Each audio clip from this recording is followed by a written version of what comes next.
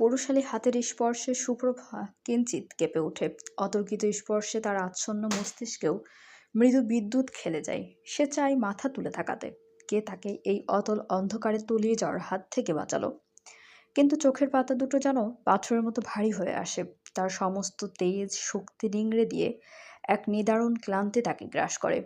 লোকটার বুকের ওমে তার গায়ের মৃদু সুগন্ধের মাঝে সুপ্রভা নিজের শেষ অস্তিত্বটুকু হারিয়ে ফেলে। তার শরীরটা পুরোপুরি এলিয়ে পড়ে লোকটার শক্ত ও প্রশস্ত বুকে। সিমি উদ্গ্রীব হয়ে ছুটে আসে।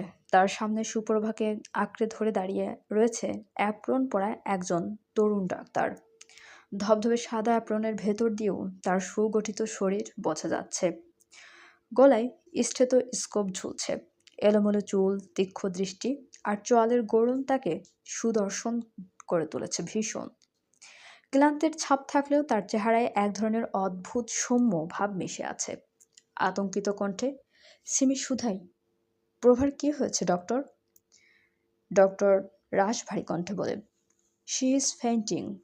মস্তিষ্কে রক্ত বা অক্সিজেনের সরবরাহ সাময়িকভাবে কমে যাওয়ার কারণে এরকম হয়। বাই দ্য ওয়ে, উনি কি কোনো পেশেন্টের রিলেটিভ?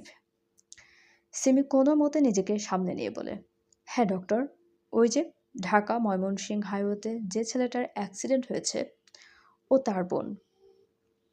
ডক্টর এই মুহূর্তের জন্য সুপ্রভার ফ্যাকাশে হয়ে যাওয়া মুখের দিকে তাকাই। মেয়েটির দীর্ঘ চোখের পাতায় এখনো কান্নার জল জমে আছে। সে আর কোনো কথা না বাড়িয়ে দ্রুত পায়ে সুপ্রভাকে পাশের একটা খালি বেডের দিকে নিয়ে যায়। সুপ্রভাকে বেডের উপর শুইয়ে দিয়ে একজন নার্সকে উদ্দেশ্য করে বলে, সিস্টার, একটা স্যালাইন আর নার্ভ ইনজেকশন দিন। ব্লাড প্রেশার লো হয়ে গেছে মনে হচ্ছে।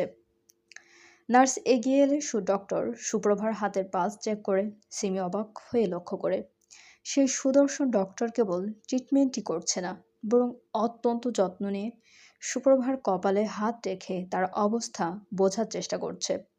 তার দৃষ্টিতে পেশেন্টের প্রতি কেবল দায়িত্ব নয়, যেন অবদমিত এক ধরনের সহানুভূতিও কাজ করছে।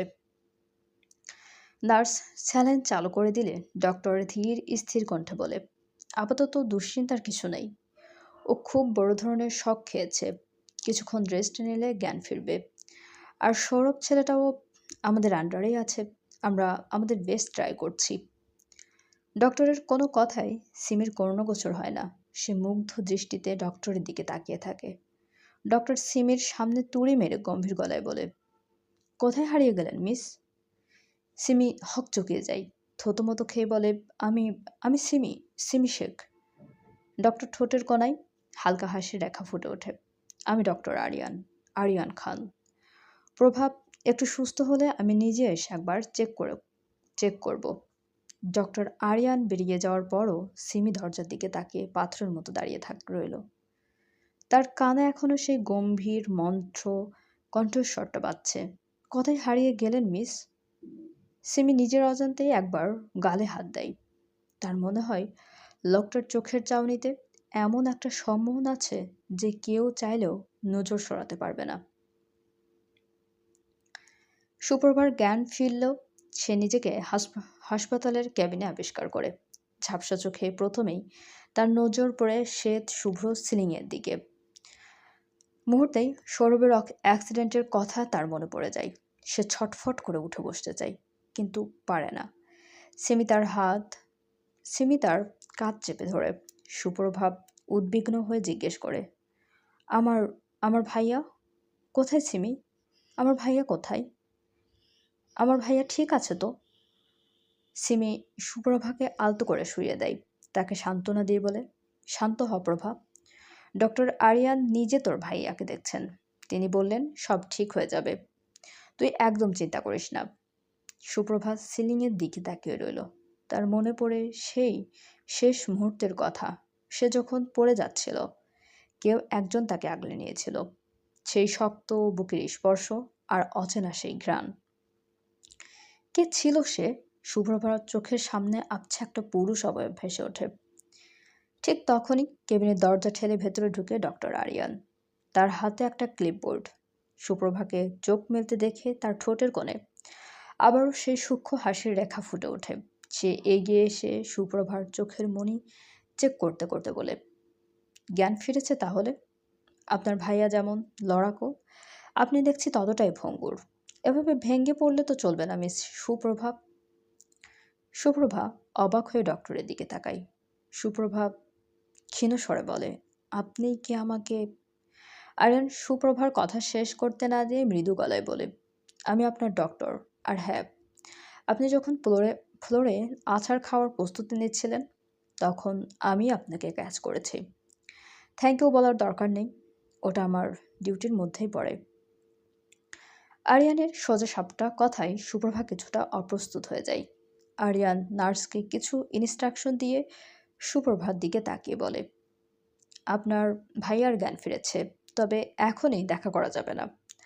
তাকে অবজারভেশনে রাখা হয়েছে। আপনার ফ্যামিলি মেম্বাররা বাইরে ওয়েট করছেন। তারা আপনার জন্য ভীষণ চিন্তিত। একটু সুস্থ বোধ করলে তাদের সাথে দেখা করুন।